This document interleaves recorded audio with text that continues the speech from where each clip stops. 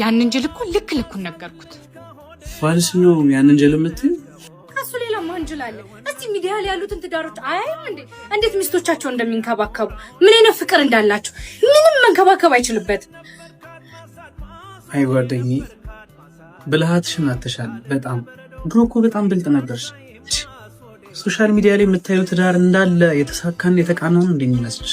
ሶሻል ሚዲያ ላይ ከምታዩ ሁሉም ትዳር ጀርባ ያልተነገረ ብዙ ምስጢር አለ።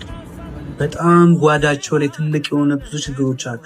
ሚዲያ ላይ አምሮባቸው ስላየሽ ብቻ ደስተኛ ሆኖ የሚኖር አይመስልሽ?